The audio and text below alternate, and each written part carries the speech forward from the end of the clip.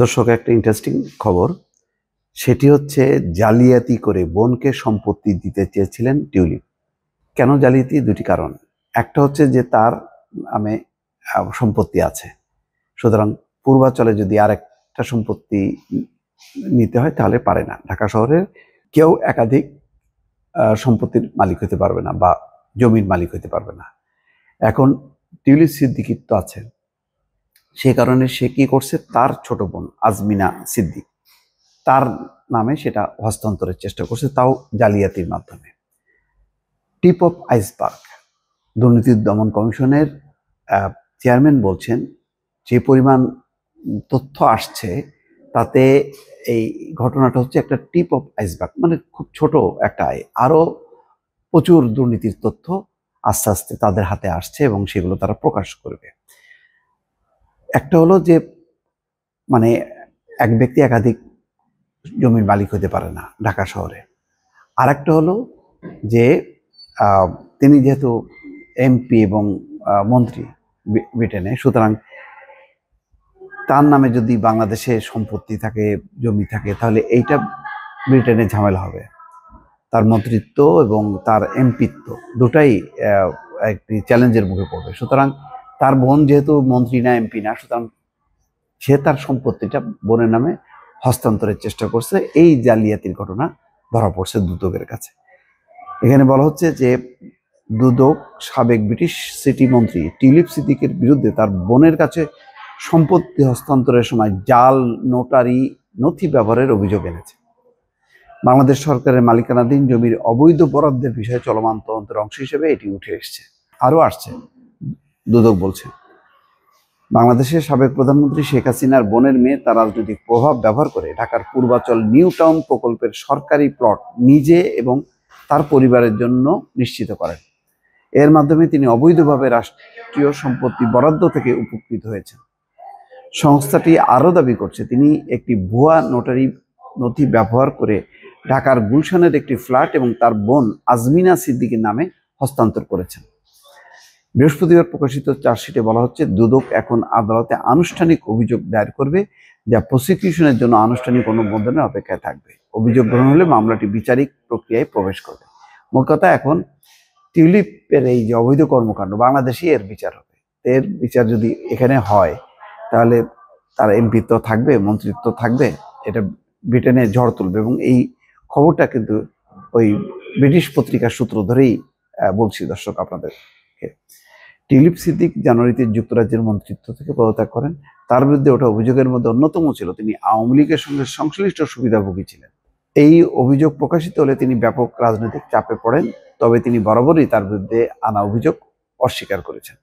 দুদক জানিয়েছে যে তারা শেখ হাসিনার পরিবারের একাধিক সদস্যের বিরুদ্ধে অভিযোগ এনেছে। সংস্থাটি আরও জানিয়েছে এই অভিযোগের মাধ্যমে রাষ্ট্রীয় সম্পদের অবৈধ ব্যবহারের তদন্ত আরও বিস্তৃত করা হচ্ছে। দুদক বলছে শেখ হাসিনা এবং তার পরিবারের সদস্যরা সরকারি জমি বরাদ্দের জন্য প্রচলিত যে নিয়ম ভেঙেছেন এবং প্রচলিত বরাদ্দ পদ্ধতিকে পাশ কাটিয়ে নিজেদের জন্য জমি নিশ্চিত করেছেন। এদের জন্য কোনো আইন নেই, তারা প্রচলিত আইন কানুন মানে না। তাদের হলো জমি দরকার, যেটা তারা পছন্দ করবে তারাই সেটার মালিক হবে। কমিশনের chairman doctor Mohammad Abdul Momen financial times, British পত্রিকা ফিনান্সিয়াল টাইমসকে বলছেন এটা তো কেবল tip of the iceberg. Tip of the iceberg, আরও অনেক অভিযোগ এখন দুদকের তদন্তাধীন, যা সাবেক প্রধানমন্ত্রী এবং তার ঘনিষ্ঠ পরিবারের বিশাল দুর্নীতির চিত্র তুলে ধরবে। পূর্বাচল নিউটাউন প্রকল্প ঢাকার উপকণ্ঠে একটি বড় আবাসিক উন্নয়ন প্রকল্প। দুর্নীতির দমন কমিশন বলছে এই প্রকল্প থেকে শেখ হাসিনা, তার সন্তান এবং ঘনিষ্ঠ আত্মীয়দের নামে অবৈধভাবে 60 কাঠা সরকারি জমি বরাদ্দ দেওয়া হয়েছে। তদন্তকারীরা বলছেন ঢাকায় ইতিমধ্যে একটি সম্পত্তির মালিক হওয়ার কারণে টিউলিপ সিদ্দিক পূর্বাচলে প্রকল্পে প্লট পাওয়ার যোগ্য ছিল না। যেহেতু সে একটি সম্পত্তির মালিক, ঢাকায় তার গুলশানে একটা ফ্ল্যাট পাওয়া গেছে এবং সম্ভবত গাজীপুরে তার বাড়িও আছে, সুতরাং সে আর এক পূর্বাচলে প্লট পাওয়ার যোগ্য নন। তবে তিনি ও তার পরিবারের সদস্যরা নিয়ম পরিবর্তন এবং বিধিনিষেধ উপেক্ষা করে এই জমি বরাদ্দ নিয়েছে। তারা সরকারি চাকরিজীবীদের জন্য নির্ধারিত জমি লটারির পদ্ধতি অর্থাৎ সরকারি চাকরিজীবীদের জন্য যে নির্ধারিত লটারির পদ্ধতি আছে সেটাকে পাশ কাটিয়ে প্লটের মালিক হন। তার মানে ক্ষমতা খাটিয়ে, যে ক্ষমতাটা নিয়ম না, অর্থাৎ নিয়ম মাফিক না। এছাড়া দুর্নীতি দমন কমিশনের আরো অভিযোগ, টিউলিপ সিদ্দিক একটি ভুয়া নোটারি নথির মাধ্যমে ঢাকার গুলশান এলাকায় একটি ফ্ল্যাট তার বোন আজমিনা সিদ্দিকের নামে হস্তান্তর করেন। অর্থাৎ ওই ফ্ল্যাটটা আজমিনা সিদ্দিকের নামে হস্তান্তর করছে, যেটাও পারে না। এই নোটারি নথিতে সুপ্রিম কোর্টের আইনজীবী গাজী সিরাজুল ইসলাম সিল ব্যবহার করা হয়েছে, তবে তিনি এই নথি স্বাক্ষর করার বিষয়টি অস্বীকার করেছেন। চার্জশিটে বলা হয়েছে যে যদিও সিলটি আমার নামে, কিন্তু স্বাক্ষরটি আমার নয়। সিরাজুল ইসলাম জানান, তিনি শুধুমাত্র তার চেম্বারে বসে নোটারি নথি অনুমোদন করেন এবং টিউলিপ এবং আজমিনা সিদ্দিকের সঙ্গে তার আগে কোনো পরিচয় ছিল না। এই বিতর্কিত নথিটি 2015 সালে যখন টিউলিপ সিদ্দিক লেবার পার্টির একজন এমপি ছিলেন, এমপি থাকা অবস্থায় এই কাজটা করছে। এটাও কি পারে একজন ব্রিটিশ এমপি? তবে এখনো তিনি যুক্তরাজ্যের সরকারের মন্ত্রী হননি।